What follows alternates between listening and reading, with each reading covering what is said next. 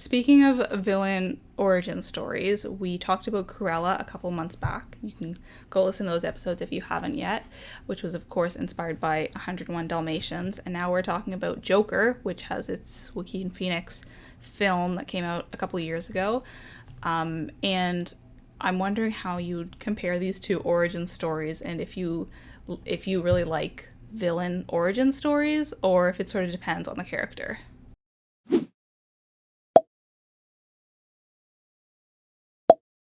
Yeah, I think that I loved Cruella, which we all know if you've listened to those episodes. I love Cruella because it was just like I just loved 101 Dalmatians growing up. So I really enjoyed that origin story. I have seen the Joker, and I thought that it was well done, but it didn't feel like it needed to be a superhero film. And I have actually read and heard a lot of criticism about the Joker and how somehow it being a superhero genre film has actually limited its kind of expression throughout the film. And also because it had to play within those constraints, it could have like done more, or it had to do less. And so the film would have been much more powerful if it wasn't a superhero film. So I agree with those sentiments. In general, I kind of feel like it does depend on the villain. So I think this might be not a controversial statement necessarily, but a strong opinion. But I don't think that the Joker should have an origin story. But I think other villains could have an origin story. I don't know if it's because like other people, other villains, they have like a goal, and like throughout this past like episode, we've talked about how the Joker's goals are unclear and everything just seems like ad hoc or completely confusing. And I think having the Joker or understanding where the Joker came from is too logical for the character. Like, if this character is supposed to be the agent of chaos, then it doesn't make sense for us to know where he comes from, like how he came from point A to point B, because that's too logical. Like, it doesn't, it's too much explanation for a character that shouldn't make sense. So that's kind of where I stand. I don't know if you have any thoughts.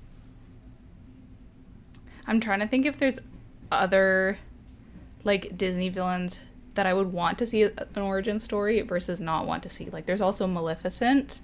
Mm-hmm. What do you think of that? Maybe it's I different. don't actually remember the film. Do you remember Maleficent? Yeah. Like, I literally don't remember.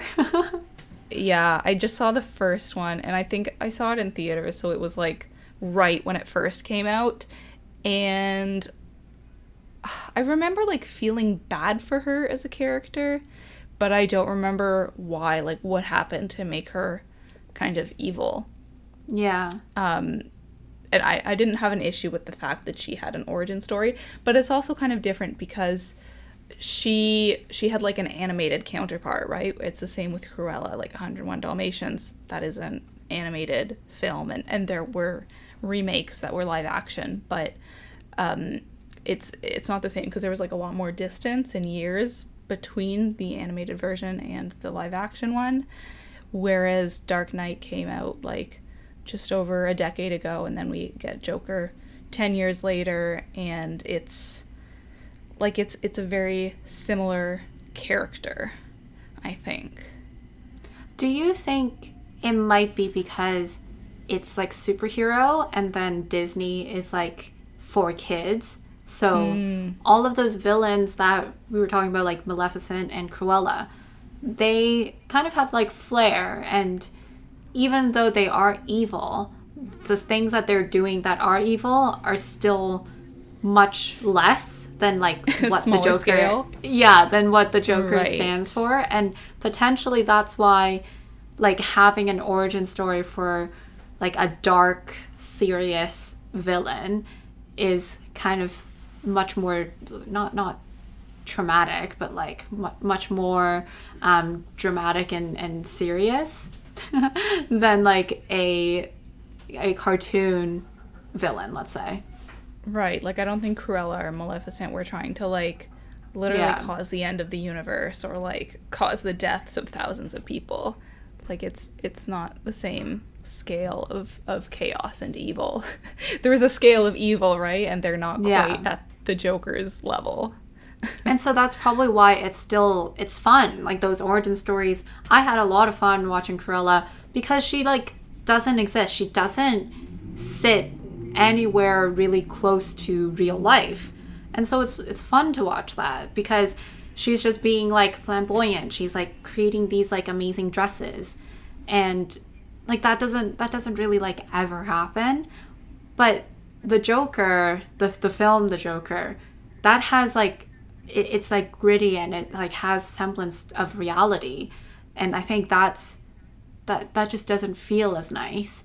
But as well, like Joker in the Batman series, in like the comic books, Joker just like kind of is so chaotic and so like confusing that he doesn't exist in real life. And so to set him in real life and to have him have an origin story, I think that's why it's like a little bit odd for me, and that I would have preferred if he didn't have an origin story, because I kind of feel like it doesn't quite make sense. And so that really goes back to like those criticisms about the Joker saying like it fits within the superhero genre, but it kind of falls flat in some areas because it's constrained by Gotham City.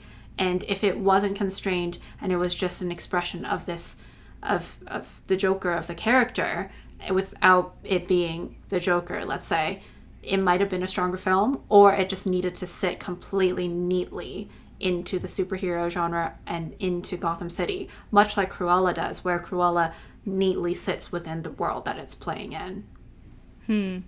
What about if Joker was just its own movie and not related to a different universe? Like, do you think that would have been more interesting if it was its own character and we didn't know any of the other people in that world? Yeah, so I actually saw the Joker twice. The first time being at TIFF, and then the second time, I think there just weren't too many. I forgot it was at TIFF. Oh my god. Yeah. That's so weird to think about. Yeah, and I think Wow. I was like one of the last few people that got into the theater to like actually watch it. The second time I watched it at a cinema with my boyfriend, and it was just because I think at the time there wasn't like anything else that we wanted to watch, and so I was like, yeah, I'll watch it the second time. And I remember coming out of the theater the second time thinking, like, if it just wasn't a superhero movie, I would have enjoyed it so much more. And the first time I think I was like quite impressed with it, but the second time I just thought that it was like Joaquin Phoenix was great, like absolutely amazing in it, but it's like some of the effects were lost because like Joker doesn't exist. But if we could see kind of like the decay or the downfall of this person in a setting that's not Gotham City, it would be so much more dramatic and like actually serious. And the film has this tone of being so serious that I think because it's set against superhero movie, it just felt like a little bit confusing.